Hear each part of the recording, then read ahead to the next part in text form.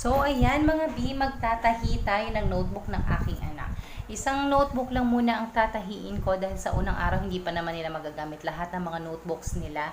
Kaya ayan, at saka hindi pa rin talaga ako nakakabili. So, isang notebook lang muna. Ito ay recycled lang. Binigay ito sa kanila last year pa. Hindi ko na matandaan kung kailan.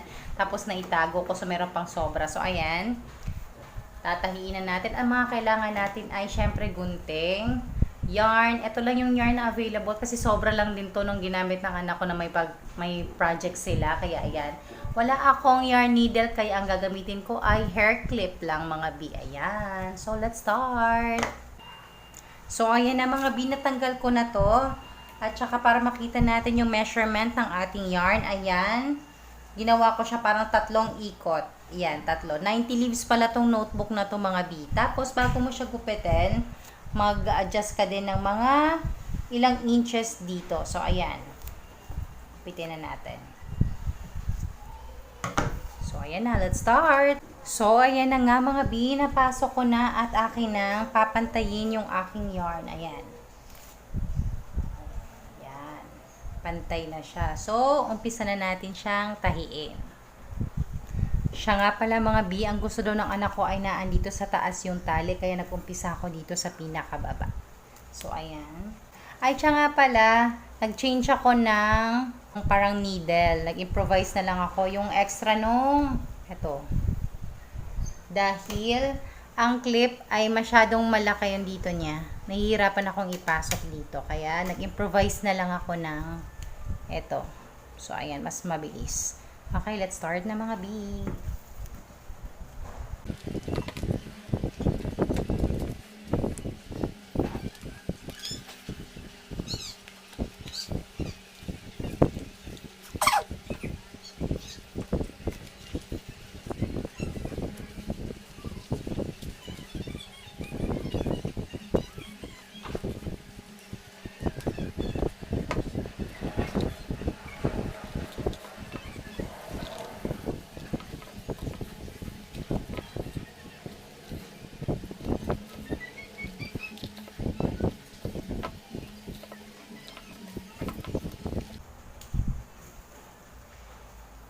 So, ayan na B.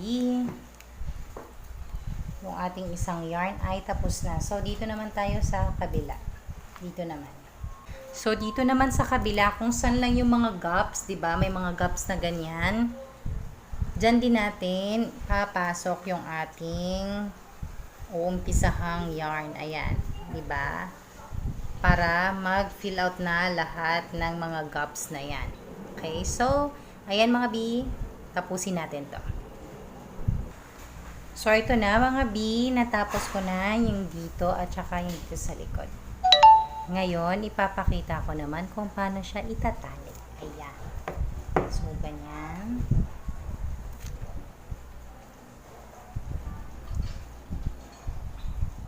Bubuhol lang muna isang beses. Ayan. Saktuhan lang, huwag masyadong mahigpit B.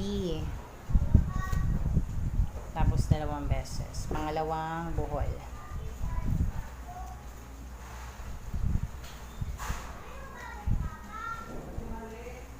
So, ayan. Diba? Dalawang buhol na. Ngayon, ang gagawin natin ay parang gagawin natin siya ng ribbon. Ayan mga B. Ayan. Bubuhol pa natin ng isang beses. So, ganyan na, di ba, B? So, yung ribbon kanina ikakat natin. So, nasa sa inyo na kung gaano kaiksi o kahaba yung parang excess na tali. So, ako, hanggang dito lang. Ito lang. So, ayan. Tapos na. Thank you for watching. Share nyo naman kung nagustuhan nyo and then follow for more. Thank you.